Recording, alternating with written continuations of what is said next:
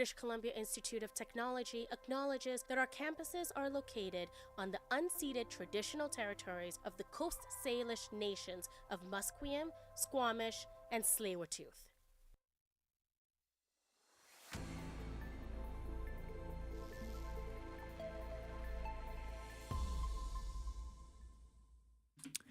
Good afternoon. My name is Thomas Adams, and here are your news and sports headlines to 2 p.m.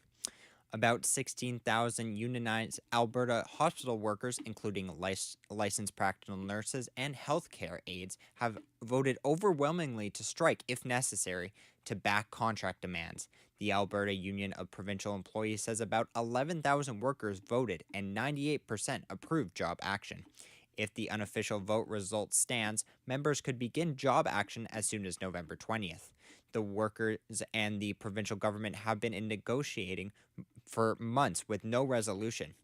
Union of Provincial Employees President Sandra Azakar says members are pushing for better wages, safer working conditions, and that mediation is scheduled to begin soon.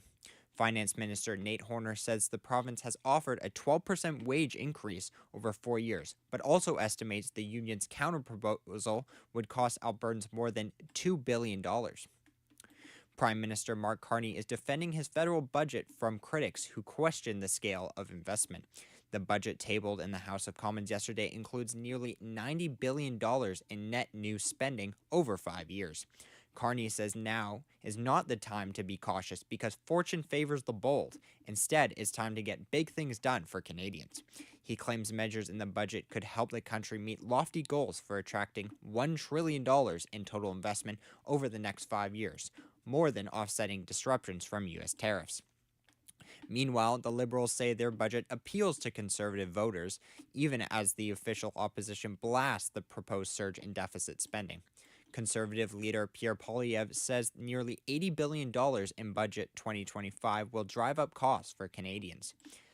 Liberal House leader Steve McKinnon argued in question period that plans to boost capital spending in budget will appeal to Poilievre's own base. People who think of voting Conservative in elections, you know what they like about it? They like the hope. They like the ambition. They like the economic growth. They like bringing this country together from coast to coast to coast to invest in our potential, to invest in our young people, and to grow this country to be the best in the G7. Just a day after the Conservative MP crossed the floor in Parliament, a senior Liberal source confirms the government has held behind-the-scenes talks with more MPs about joining the Liberal caucus, though they would not name names. Publicly, Liberal MPs remain tight-lipped about whether they're trying to poach more people from the opposition benches as they seek to pass Prime Minister Mark Carney's first budget through a minority parliament. Liberal MPs say the party is open to others joining their team after Nova Scotia MP Chris de Tremont parted with the Conservatives on Tuesday. Carney and Dautremont were met with thunderous applause and cheers from Liberals as they walked side by side into the party's caucus meeting on Parliament Hill today.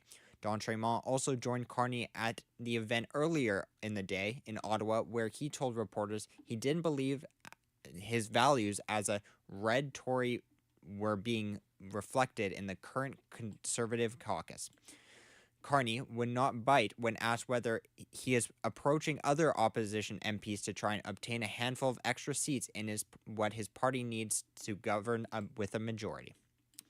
According to new studies done by UBC researchers, urban pollution is heavily impacting sea otters. Reporter Jeannie Lin talks about the issue. Forever chemicals, also known as PFAs, are found in everyday items like nonstick cookware. The toxic effects of these chemicals can cause developmental delays and liver inflammation in marine mammals.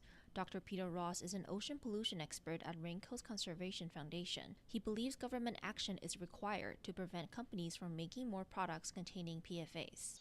The problem is we don't keep up with the science. We tend to miss certain things. We learn slowly, and it takes a long time to get a problem chemical removed from the market. We simply have not done enough to protect, the ocean environment from a number of different contaminants of concern. These chemicals would also have impacts on other marine mammals such as whales and seals. Jeannie Lin, BCIT News. Fresh off his historic victory in New York City mayoral election, Zoran Mamdani named a slate of seasoned officials to help plead his transition to City Hall. The announcement on Wednesday offered an early glimpse of how he intends to turn his ambitious campaign promises into reality. Mamdani, a democratic socialist, says he would build an administration that is equal parts capable and compassionate. The transition team will include 2 former deputy mayors, a former Federal Trade Commission chair, and the head of United Way of New York City, a nonprofit focused on low-income residents. A political strategist will serve as the executive director of the team. A day after Democrats dominated the first mayor election since Donald Trump returned to the White House, the president is in Miami to speak at a forum of business leaders and global athletes about what he sees as his economic achievements. While a debate about the future of the Democratic Party may have only just begun, there are signs that the economy, specifically Trump's inability to deliver the economic turnaround he promised last fall, may be a real problem for Trump's GOP headed into next year's higher stakes midterm election. The Republican president's speech to the American Business Forum will be a broad look at his economic agenda and how investments he has secured abroad help U.S. communities, according to the senior White House official.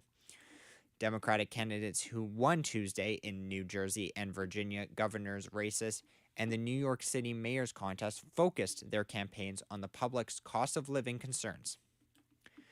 A long-standing Cloverdale business is receiving recognition for the city for the first time. Reporter Elijah Ford has the latest on the big development of a small store. Bioped Surrey has been a mainstay in the Cloverdale area for over a decade.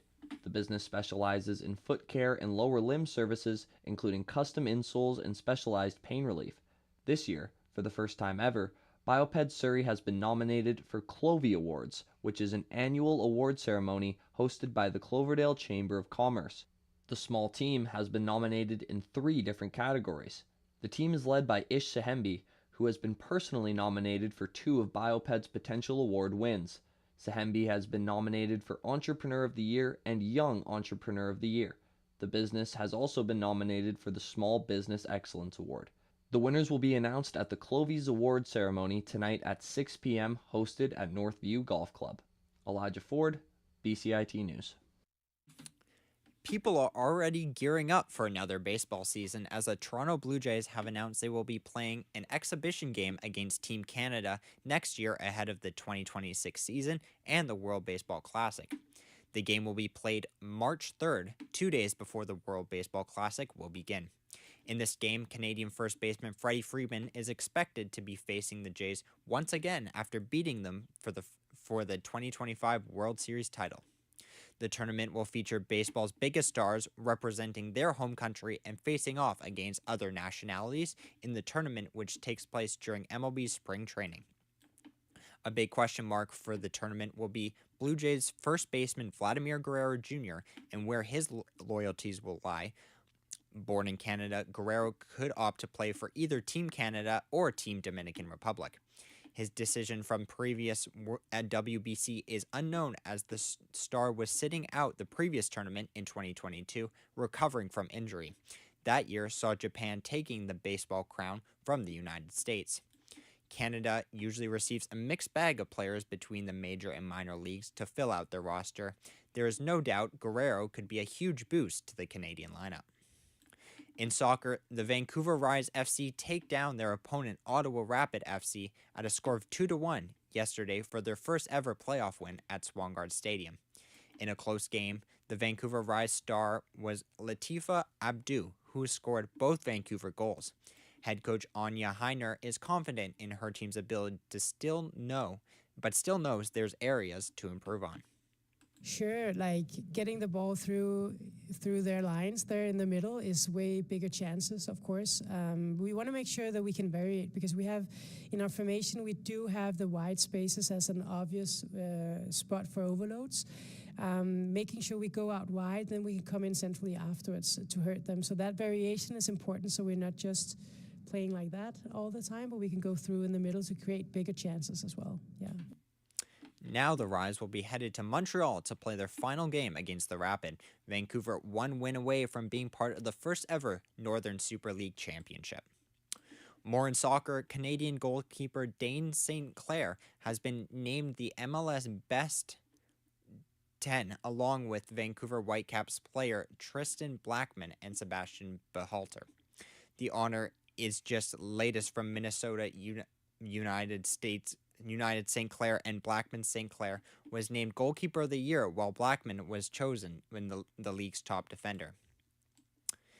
Canadians men rally to beat Uganda and record the first ever win in the FIFA U17 World Cup. Eliza Rochi scored in the 88th minute, and Marius Anyenero converted a penalty in stoppage time as Canada pulled off a Houdini-like 2-1 win over Uganda on Wednesday for its first ever victory in 9 trips to FIFA U17 World Cup. The new PWHL Vancouver team has announced a series of Unity games that they will be hosting at the Pacific Coliseum this upcoming season. The events included celebrations of diverse and ethnic backgrounds. The Unity Games will include themed performances, in-game entertainment, and local community partnership. The season will also see a multitude of giveaways, with every team giving away a bobblehead of 3 different players this season. Vancouver's bobbleheads this season will include Hannah Miller, Jen Gardner, and Sarah Nurse. Their home opener, November 21st, against Seattle, will see the team give away rally towels to all the fans in the stadium. In the CFL, the Ottawa Redblacks have hired Ryan Dwindy and head coach general manager, signing him through the 2028 season. After last place finish, with winning only 4 games of the season, the Red Blacks will look to set the team in a new direction. Thank you for tuning in to your headlines. I'm Thomas Adams. Have a great day.